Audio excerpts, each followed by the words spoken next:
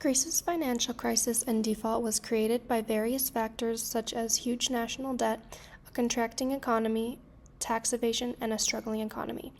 In 1981, Greece became the 10th member of the European Economic Community under the leadership of their Prime Minister Konstantin Karamanlis. This was known as a free area of trade known as the Common Market and was the forerunner of the European Union, which was established in 1992. In 1992, the 12 members of the European Economic Community signed the Treaty of Maastricht, establishing the European Union. In 1999, the European Union introduced the euro as its accounting currency in 11 of the European countries, with Greece being the only country unable to adopt the euro because it could not meet the fiscal criteria. Inflation below 1.5%, a budget deficit below 3%, and a debt-to-GDP ratio below 60%. In 2001, Greece misrepresented its financial position and able to adopt the euro as their currency. They lied about having a budget deficit much higher than 3% and a debt level above 100% of GDP. It is publicly known that through the United States investment bank Goldman Sachs, Greece hid part of its debt in 2001 through complicated credit swap transactions.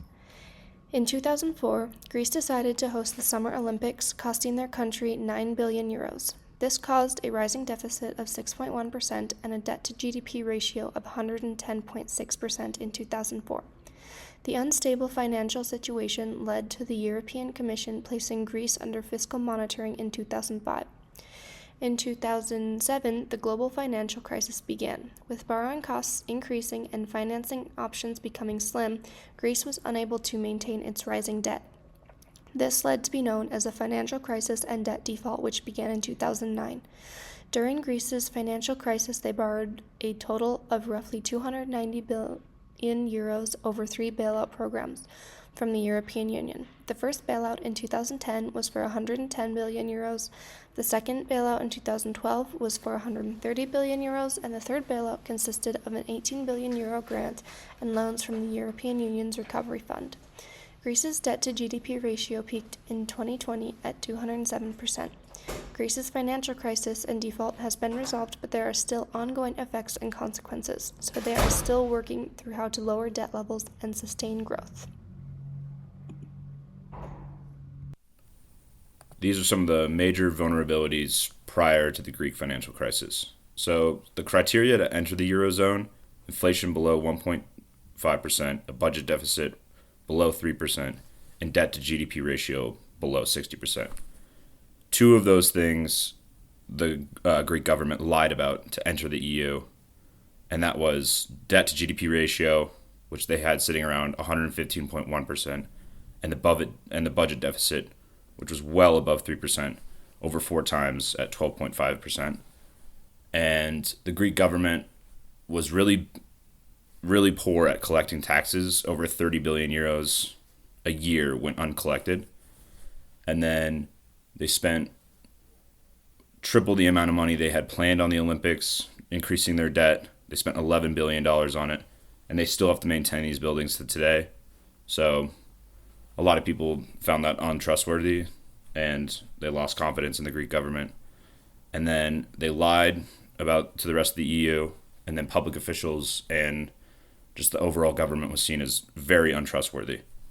And then the second they entered the EU, the Eurozone, they lost a lot of flexibility in how they could maneuver their currency, because they can't devalue the euro, so they couldn't boost their own exports.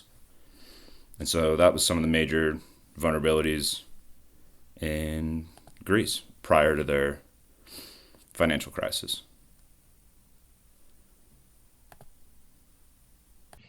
The Greek debt crisis officially began in late 2009, with 2 major events triggering the crisis: the 2008 global financial crisis and Papandreou's revelation. In 2015, there was a secondary trigger where Greece defaulted on their loans, extending the recovery of the crisis. In late 2007, the global financial crisis began, impacting the global economy.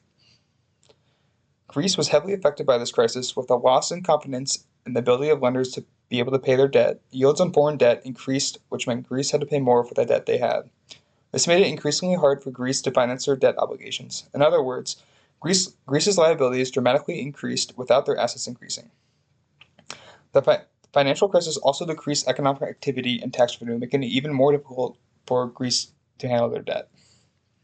In late 2009, Prime Minister Papandreou revealed that Greece's budget deficit will exceed 12% of their GDP. This was double the original estimates. Later revisions revealed that it was actually closer to 15%. This reduced confidence that Greece would be able to pay their debts even more. This resulted in Greece's debt being downgraded to junk status, decreasing their ability to generate funds and making it more expensive. This was the final nail in the coffin and sent Greece into a financial crisis. A complete loss in the confidence in the government and its ability to pay off these debts alone made it impossible for Greece to generate these funds and keep their economy stable. In 2015, the bailout expired and Greece missed its €1.7 billion payment, defaulting on their debt, making them the first developed country to ever default on their debt obligations. This proved that they were still struggling to handle all their debt, which prolonged their recovery. On each of these plots, the financial crisis is represented in red, the revelations in blue, and a default is in green. Looking at the 10-year bond yields, we can see that they rose dramatically after the financial crisis and revelation. Looking at the debt plot, we can see that it also rose after the financial crisis and rose more after the revelation. Looking at Greece's real GDP, we can see that after the financial crisis and revelation, that real GDP fell dramatically and has been slow to recover. Looking at the GDP per capita, it has the same trend where it fell sharply after the financial crisis and fell even more after the revelation and is slow to recover. Yeah, so overall, there were massive effects from the Greek debt crisis, not only on the Greek government, but also on the people of Greece. To start off, there was huge debt from the European Union. The European Union had given them massive loans to be paid back, domestic loans, and massively today, these are still unpaid by the Greek government. The European Union has talked about forgiving these loans, but at this point, they are still owed. There's also lots of loans from private investors within Greece, within other countries, and massive loans from the German government as well. And overall, these loans are still massively unpaid. Second, there was also cuts in wages, spending, and pensions. So all these are just austerity measures. And this had a really negative effect on the people of Greece, also slowed down the economy because there was less money flow. And so these cuts really had a massively negative effect on the economy overall, even after the debt crisis. So they're still negatively affecting the country today. And there's a lot of public uproar about these austerity measures, which leads me to my third effect, um, which is actually massive rioting within Greece. After the debt crisis, there was lots of riots, which led to several deaths, hundreds of injuries. And mostly the uproar was due to the austerity measures that I named above. People were not happy that their wages were getting cut, their pensions were getting cut, taxes went up massively for the people of Greece, and so they were not pleased with this, to say the least, and this led to a lot of rioting overall and a lot of injury, mostly to the rioters themselves. Also, probably the biggest effect of the debt crisis was just massive unemployment. After the crisis, it reached huge levels, and today the unemployment level has still not really recovered. It's still over 9%. Um, and so you can see on my graph that at the time, right at about 2009, as the crisis was happening, unemployment levels got to nearly 28%, which is massive. And you can see that over time it's gone down, but it's still not fully recovered to before the debt crisis. And then if you look at the map above, titled The Startling Look at the Size of the Greek Debt Crisis, you can see that Greek debt is huge compared to even some other massive figures like how much they spent during the Olympics. So debt is big, unemployment is big, and there was also public uproar, which led to rioting over the austerity measures overall. So I also had effects and or consequences. The first one I found was social and political instability or public mistrust. Um, One of the consequences was the erosion of public mistrust in political institutions. As the crisis unfolded, Greek governments imposed harsh measures under pressure from the international creditors, leading to widespread protests, strikes, and social unrest. Many citizens felt betrayed by leaders they believed had mismanaged the economy and failed to protect the average person. This growing discontent fueled political instability with the rise of anti-establishment parties, which reshaped the Greek political landscape. The second one I found was transparency with financial reporting. A core issue exacerbating the crisis was the lack of transparency in Greek financial reporting. Before the crisis, the Greek government underreported the budget deficit and the public debt, misleading both citizens and international partners. When the true extent of the fiscal shortfall was revealed, confidence in the Greek economy's stability plummeted. This not only triggered sharp reactions in financial markets, but also undermined the credibility of Greek institutions, contributing to tougher bailout conditions and further eroding public confidence in state governance. The third effect I found was the poverty rates. As the crisis deepened, it evolved into a full-blown humanitarian emergency. Austerity measures resulted in slashed public spending, leading to cuts in healthcare, education, and social services. Unemployment soared, especially among the youth, and many families fell into poverty. Basic necessities became unaffordable for a large portion of the population, with homelessness and food insecurity becoming widespread issues. International aid organizations and grassroots movements stepped in to fill the gap left by the state, highlighting the severe social toll of the economic collapse. The fourth effect I found was immigration. In search of stability and opportunity, many Greeks chose to leave the country. Immigration surged, particularly among young, educated professionals, a phenomenon often referred to as a brain drain. This mass exodus further strained Greece's recovery efforts by depleting the country's human capital and weakening its future growth prospects.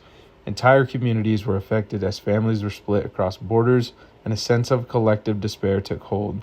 Though some progress has been made in recent years, the long-term impacts of the crisis continue to shape the Greek society today.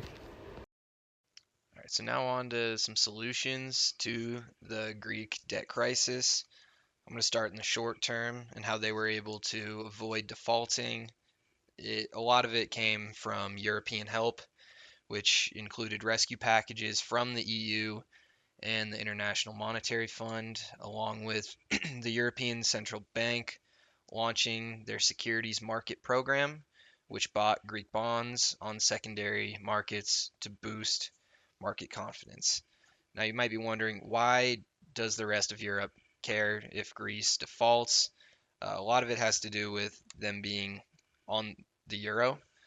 If Greece is on the euro and their government defaults, then the entire value of the euro is shot, and this harms the rest of European economies. So it is in their best interest to try to help them. Additionally, a lot of the Greek debt was owned by European banks, such as French and German banks, and so they wanted to do everything in their power to help with this. This included taking lesser payments on some loans and restructuring them so they were able to pay them off. In the long term, how they are trying to solve their debt to GDP issue.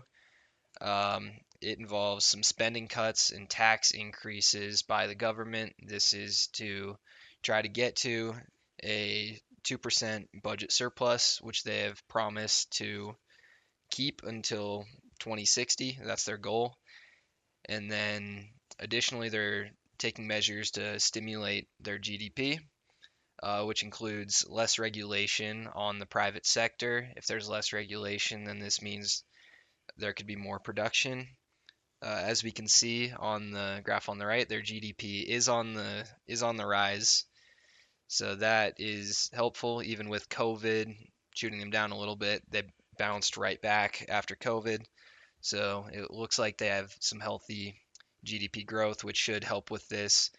That, along with having the goal of a 2% budget surplus, will help them get their debt to GDP ratio down. If debt is decreasing, their GDP is increasing, then this will work itself out.